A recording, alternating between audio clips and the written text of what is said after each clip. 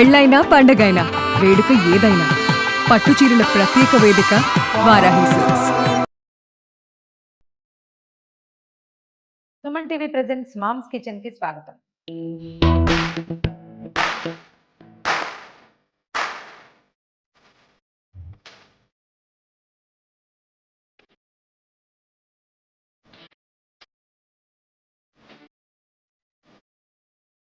బోల్డ్ రకాల వంటలు చేసుకుంటామండి. అప్పుడప్పుడు హెల్త్ డ్రింక్స్ కూడా చేసుకుందామని అనిపిస్తుంది. అయితే ఎవరైనా ఫ్రెండ్స్ వచ్చేటప్పుడు, గెస్ట్లు వచ్చేటప్పుడు కానీ, లేదా మన పిల్లలకే వెరైటీగా చేయాలంటే బాదం పాలు చేయొచ్చు. అయితే బజార్ నుంచి తెచ్చుకుంటే 30 రూపాయలకు బాటిల్ చొప్పున వచ్చేస్తుంది. లేదా ఇన్స్టెంట్ మిక్స్ దొరుకుతుంది, అది తెచ్చి వేడివేడి పాలలో కలిపేసుకుంటే సరిపోతుంది.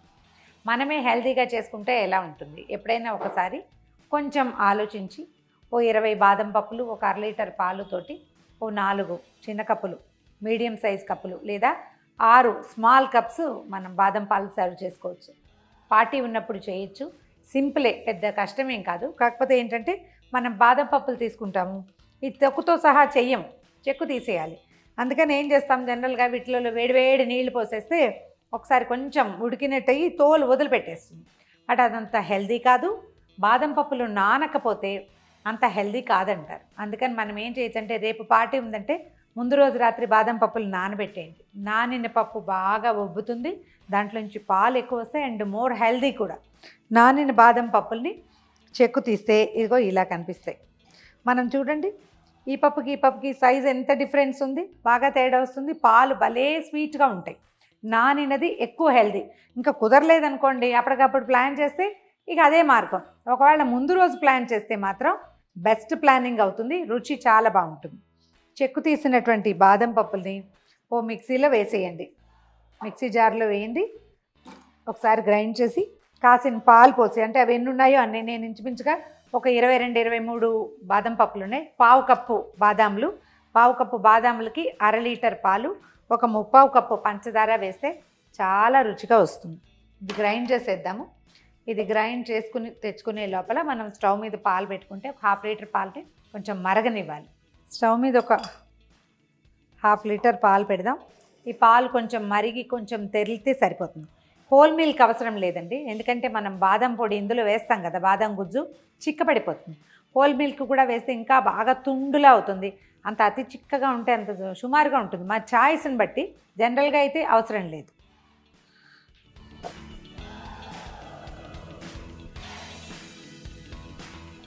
పాలను ఒక 10-12 నిమిషాలు మరగనిస్తే ఇట్లా చిక్కగా అవుతాయి.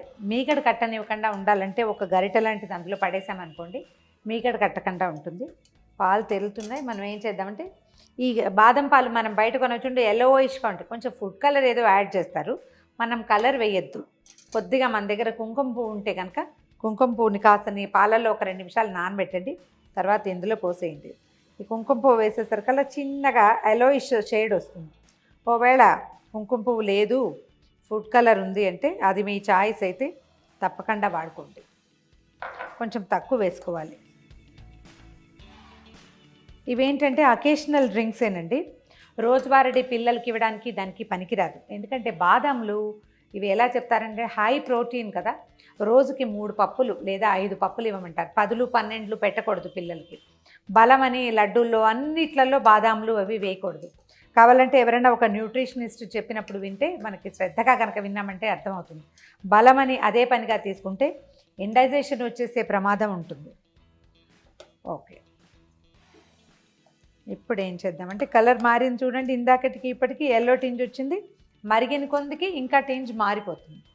గ్రైండ్ చేసి పెట్టుకున్న బాదం పప్పులు చూడండి, స్మూత్ పేస్ట్ చేశాను. ఈ పేస్ట్ని పాలల్లో వేసేద్దాం. దీంతో పాటు ఉడకనివ్వాలన్నమాట. ఇంకా కాసిని ఒక చుక్క పాలు పోసి ఇది మొత్తం మిక్సీ జార్లో ఉన్నదంతా తుడిచేయండి. ఒక 5 నిమిషాలు దీన్ని మరగనిద్దాము. పాలు బాదాంలు కలిసి కొంతసేపు మరిగినాక 5 మినిట్స్ సరిపోతుంది. అప్పుడు మనం పంచదార వేసుకోవచ్చు.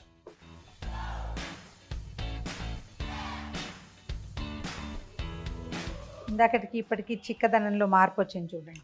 ఈ మొత్తం పనంతా కూడా మనం లో మీడియంలోనే ఉంచుకోవాలండి. సిమ్ కాదు, మీడియం కాదు, మధ్యస్థపు దీంట్లో ఉంచితే మనకేంటంటే అంచులకి మీగడ కట్టేయకుండా, చిక్కపడిపోకుండా తొందరగా ఈవెన్గా కాగుతుంది. షుగర్ వేసేద్దామండి. మన పావు కప్పు బాదాంలు, 1/2 లీటర్ పాలకి ఒక 3/4 కప్ కంటే తక్కువ, హాఫ్కి 3/4కి మధ్యలో పంచదార సరిపోతుంది. షుగర్ వేసాక కొంచెం పలచబడుతుంది, ఇంకొక 2 నిమిషాలు ఉంచాలి. కొద్దిగా ఫ్లేమ్ పెంచుతున్నాను. దీన్ని ఎల్లోగా చేసుకోవాలంటే ఫుడ్ కలరే శరణ్యం అండి. మనం ఎంత కుంకుమ పువ్వు వేసినా అంత ముదురు రంగు రాదు. కుంకుమ పువ్వు ఖరీదు ఎక్కువ కదా, మరి ఎప్పుడైనా కొంచెం ఒక చిటికెడు వాడుకుంటాం. వీటిని వేడివేడిగా సర్వ్ చేయొచ్చు.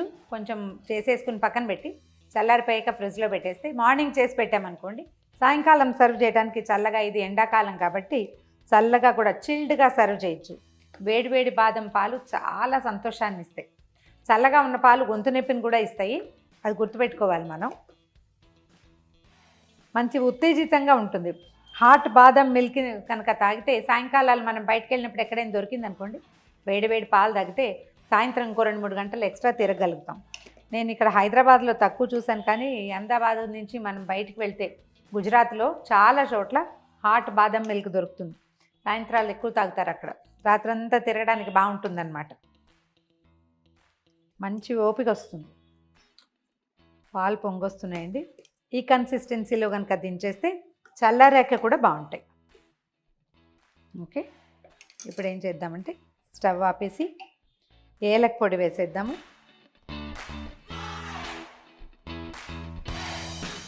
తర్వాత చిన్న ముక్కలుగా కట్ చేసి పెట్టుకున్న కొంచెం బాదం పప్పు, జీడిపప్పు, పిస్తా పప్పులు ఉంటాయి, అవి అన్నీ వేసేసుకోవచ్చు. వీటిని ఏదైనా చిన్న అమాందస్తాల్లో వేసి 2 దెబ్బలు కొట్టామనుకోండి, కొంచెం నలుగుతుంది. కొంత మెత్తపొడి అవుతుంది, కొన్ని ముక్కలుగా ఉంటాయి.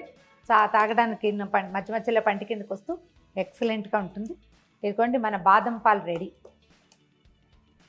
హాట్ బాదం మిల్క్ రెడీగా ఉందండి.